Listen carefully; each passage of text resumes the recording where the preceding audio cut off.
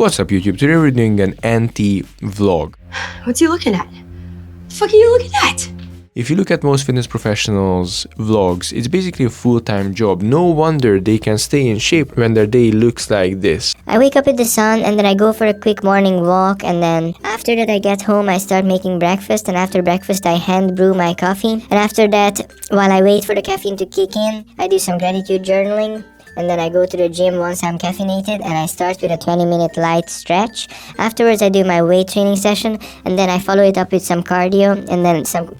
Come on, like everyone knows if they spent 20 hours a day on their health and fitness, they would be in shape. Instead of that, I'm all about efficiency. How can you get in shape and stay in shape without doing excessive stuff, without fitness taking over your life, while achieving other things? And if you look at the productivity guys and the productivity vloggers, you will find they are pretty miserable and they're like, just shut up and work, your emotions don't matter. I think these guys are, to be honest, underrepresented, but I'm trying to see whether you can achieve stuff and at the same time not be so miserable about it, not be so hardcore about it. So just like doing the work but not making a big deal out of it. So as crazy as it may sound, I'm not really into this cutesy healthy lifestyle sort of thing where we don't achieve anything other than being in amazing health and living until 120.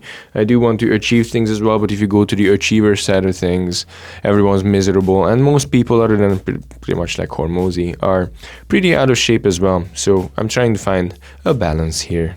Now, if we're talking about this balance, we can kind of reframe it to what is the minimum effective dose that you need to do from certain activities in order to stay in shape. Now, one thing that is guaranteed going to bite me in the ass if I carry on with my current routine is the lack of cardio. I have this original idea, like this genuinely popped out of my head. I think original ideas are pretty rare. A lot of things have been said already, but sometimes I do have some original ideas, and one of them is that type A people have a much higher likelihood of dying from cardiovascular disease, which is not groundbreaking to think about really, but it is a good idea. And I'm definitely type A, and I think if you are a type A as well, for you to sort of combat this, you need a few things. First of all, you need to manage your weight, not even body composition, but being at a healthy weight. But the next thing you would look at in order to manage cardiovascular issues is probably some zone 2 cardio to get some blood circulating and some baseline activity. And this is something that I'm really not as good at. Now, zone 2 cardio is a weird one, because it's that low intensity that just gets your heart pumping a little bit, gets your blood flowing a little bit, but it's not high intensity enough to give type A people especially any sort of sense of achievement. On the other hand, it could be a great sort of relaxation tool built into a program, because really you can do anything while you do zone 2 cardio. Like you're sitting on a bike and you can watch a show, or you can listen to a podcast, other things that type A people don't want to do or don't have time to do anyway.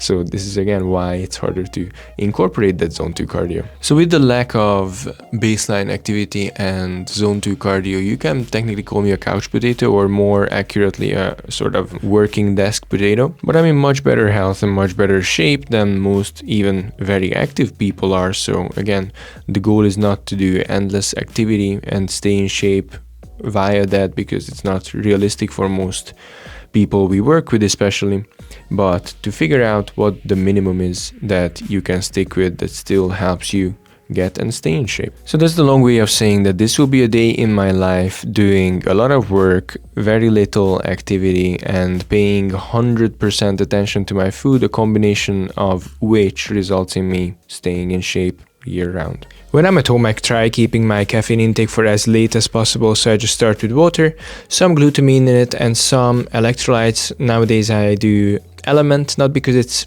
anything special, it's really expensive as well, but I like the taste and I like that it doesn't have sweetener in it, so I can keep my sweetener for my actual energy drink later on in the day. After that I sit straight down to work. I just sip on my drink and I start doing check-ins with a Lumi SAD lamp in front of me to get some brightness in. There's not much daylight in the UK in the winter, and usually I have my curtain open as well. I just drew it so people can't stalk where I live. And yeah, I'm sipping on the drink, doing check-ins, working. So I usually have my breakfast around 11, or first meal, or whatever we want to call it. And before that, let me try and flip the camera around. Whoop, that's cool. I just go with my supplements. I'm still on a special supplement sort of a regime, so I just need to take these first, not everything, and then we do a fridge reveal.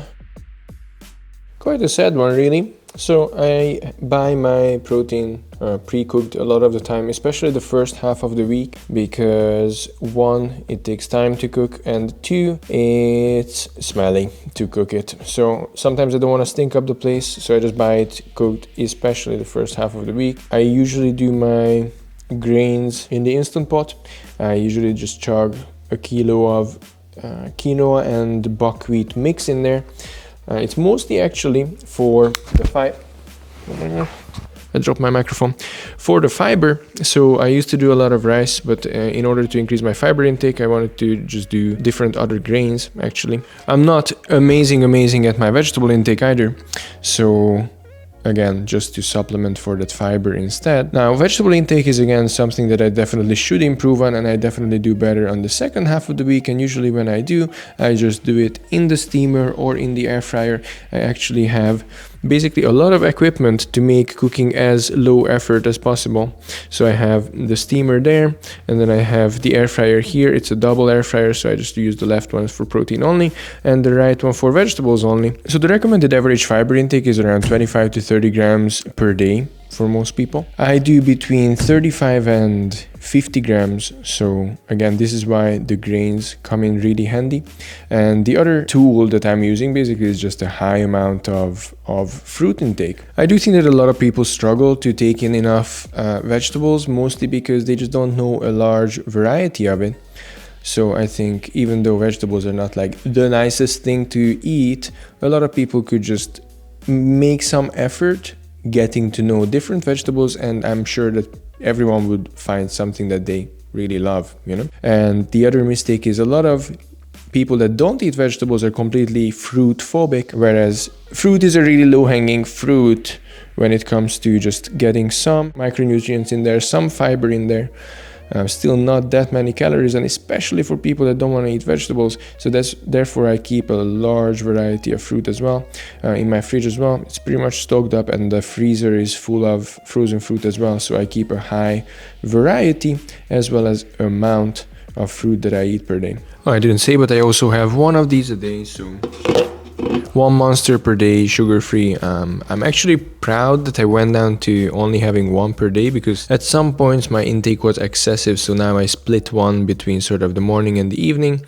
And then the meal now looks like this. So basically we have the buckwheat and quinoa sort of mix, the chicken, we have the avocado there, and then on the fruit side of things we have a mix of the saddest little raspberries that I've ever seen, blueberries, pineapple, some strawberries, and the dark chocolate that I keep talking about, and an entire banana. And this is mostly obviously the micronutrient. I mean, no, not really. Everything's pretty micronutrient heavy. Again, I could try and be a cutesy influencer and put it on a nice plate, but reality is I just put it in the same container that I get the buckwheat and quinoa out of. This is roughly 1200 calories, and I have 3 of these a day. All 3 of my meals are pretty similar to this. Sometimes I rotate what I have for the fats, but otherwise it's pretty much the same, and sometimes I make the carbs a little bit more simple, especially on training days. So this is mostly my non-training days worth of eating 3 times this.